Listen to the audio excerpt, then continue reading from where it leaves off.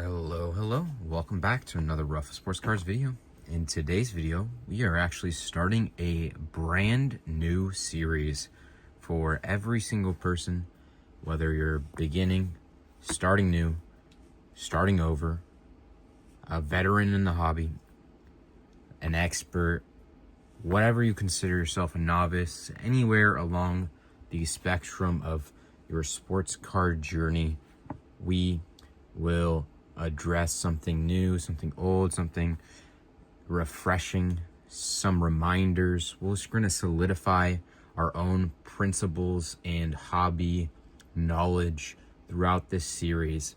So this is like aimed and designed to actually get people up to speed on collecting sports cards, reselling sports cards, whatever you want to do with the sports card hobby at all. This is the one place you will want to be in order to learn every single thing about sports cards. I'm telling you, this series will be the thing that will help you the most. Now, first off, you might be wondering, why do I even need a help or a mentor or guidance throughout my sports card journey? Now, if you've tried to get into sports cards, you know either the hard way, the soft way, however you know sports cards, you know it is a daunting, overwhelming, and very much a wild task to get to know the ins and outs of this industry. Now, where I plan to help you is I plan to just absolutely shortcut the process, tell you how I personally learned every single thing I know. Now, you might not be able to learn in the same time frame, I understand, but my goal and my hope is that you can learn faster than the average bear. Now, this video and a lot of my other videos are going to be brought to you by my channel membership program. Starting at $5 a month, you can join the channel membership program, and I will be posting more and more of my personal life updates and all that, and a whole bunch of maybe more extra content, maybe a Q&A video and all that every now and then, a whole bunch of hopefully unique and separate content apart from this YouTube channel that's open to the public. There's literally probably hundreds of hours of just sports card content posted on this YouTube channel, Ruffa Sports Cards. So I really hope that you do decide to subscribe and join me on the journey here. Now, let's get right into it. Now, you might be wondering, look at all these cards, right? These are all sports cards. Now, you see shiny orange, that one's just a shiny rainbow type.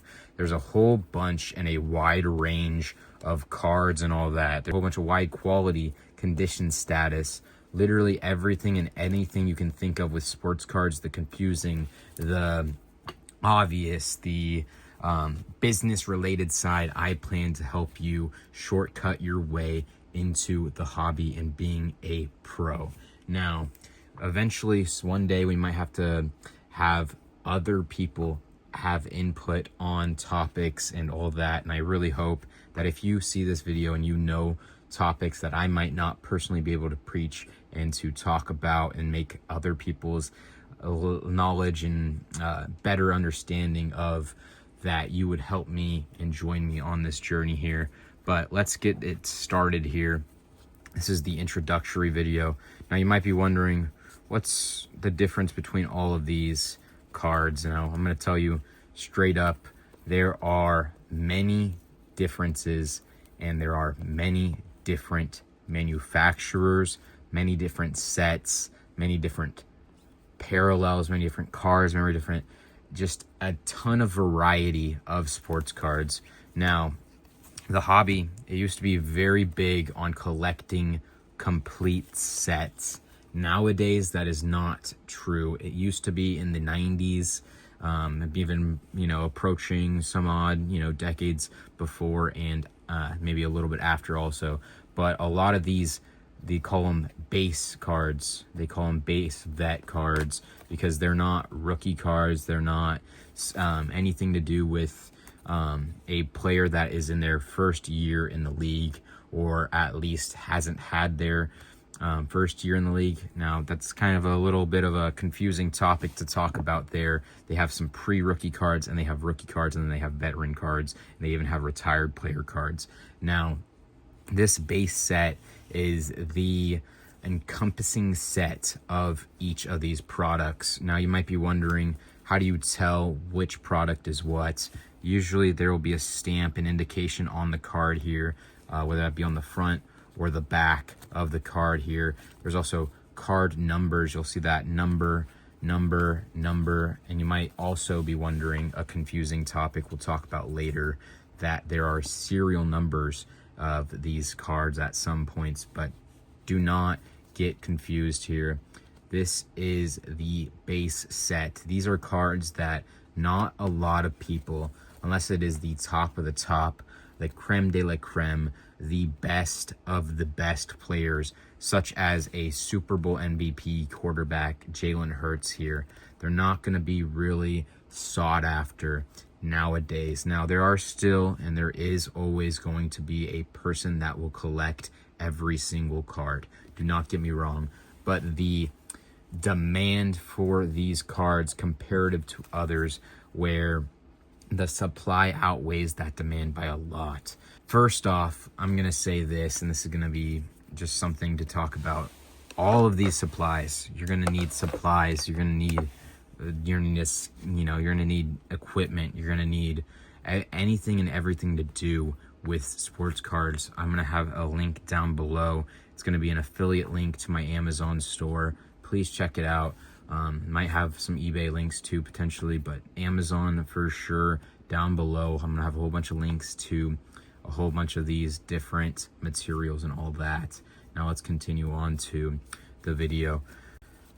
Now, this base set will kind of go more and more into that. Like I said, the Jalen Hurts, the big guys, the Tom Brady's, Patrick Mahomes, Michael Jordan's, LeBron James, Steph Curry.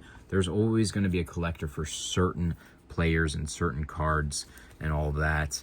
There is a demand, but it just, the supply outweighs the demand in most cases for these base veteran cards. Now, you might be wondering what the difference between this card and this card is. I'm going to be actually making this is the entire point of the series. I want you to be able to look at all of these cards and to be able to automatically know every single difference. And if not, then I want you to be able to at least have the know-how and the mental capacity to actually learn for yourself. It really is one of those things. It becomes very overwhelming, but as you cement it more and more into your own noggin, your own brain, your own mental, that this is, it's going to become second nature to you, be able to tell where all the differences is. Now, there's a lot. It's a lot to learn.